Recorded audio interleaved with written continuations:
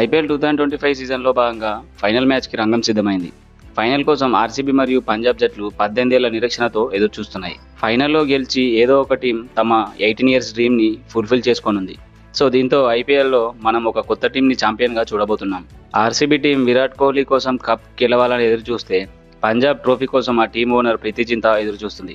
ఇక ఆ మ్యాచ్ గురించి మాట్లాడితే ఎవరికి గెలిచే అవకాశాలున్నాయి, ఏ టీంని డామినేట్ చేయబోతుందో తెలుసుకుందాం. టీమ్స్ పరంగా చూస్తే ఆర్సీబీ మరియు Punjab Kings teams head to head ఓవరాల్గా 36 మ్యాచ్లు జరగగా 18 మ్యాచ్ల్లో ఆర్సీబీ, 18 మ్యాచ్ల్లో పీవీకేఎస్ గెలిచింది. సో దీంతో ఈ రెండు టీంల మధ్య టఫ్ ఫైట్ ఉండబోతుంది. అయితే ఐపీఎల్లో క్వాలిఫైర్ 1లో గెలిచిన టీం దాదాపు 11 సార్లు ట్రోఫీని గెలవగా క్వాలిఫైర్ 2లో గెలిచిన టీం జస్ట్ 2 సార్లు మాత్రమే ట్రోఫీని గెలిచింది.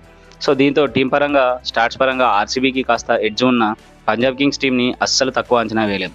అసలు ఏమాత్రం అంచనాలు లేకుండా ఐపీఎల్ ఫైనల్ దాకా పంజాబ్ రావడం అంటే మామూలు విషయం కాదు. ఏకంగా 6 అన్క్యాప్డ్ ప్లేయర్స్తో కెప్టెన్ శ్రేయాస్ అయ్యర్ టీంని ఫైనల్ వరకు తీసుకొచ్చాడు. సో దీంతో పంజాబ్ని మాత్రం అస్సలు తక్కువగా అంచనా వేయలేం. ఇక గ్రౌండ్ పరంగా చూస్తే వర్షం పడే అవకాశాలున్నాయి. అయితే ఫైనల్కి రిజర్వ్ డే ఉండడంతో దాదాపు మ్యాచ్ జరిగే అవకాశం ఉంది.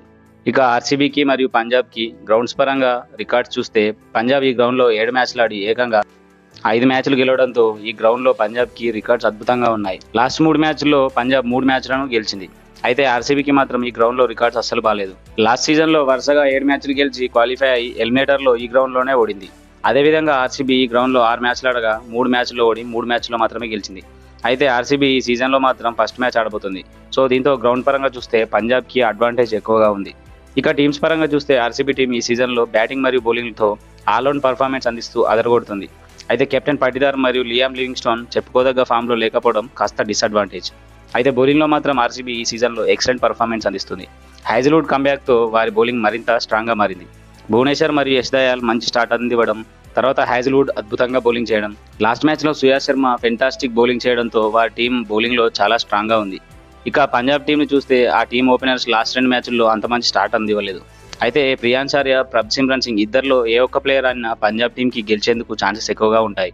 ఇక ఫస్ట్ డౌన్లో వచ్చే జోష్ ఇంగ్లీష్ సూపర్ ఫామ్లో ఉండడం, కెప్టెన్ శ్రేయాస్ అయ్యర్ లాస్ట్ మ్యాచ్లో పంజాబ్ కింగ్స్ని ఒంటి చేత్తో గెలిపించడం వల్ల బ్యాటింగ్లో పంజాబ్ కింగ్స్ టీం ఆర్సీబీతో పోల్చుకుంటే కాస్త బెటర్గా ఉంది. ఇక నెక్స్ట్ వచ్చే వదీరా మాత్రం తన ఫెంటాస్టిక్ ఫామ్తో ప్రతి మ్యాచ్లో రాణించడం, డెత్లో మార్కస్ స్టోయినిస్ అగ్రెసివ్గా ఆడడంతో బ్యాటింగ్లో మాత్రం టీం చాలా అంటే చాలా స్ట్రాంగ్గా ఉంది. బౌలింగ్లో పంజాబ్ టీం ఆర్సీబీతో పోల్చుకుంటే కాస్త తక్కువే అని చెప్పాలి.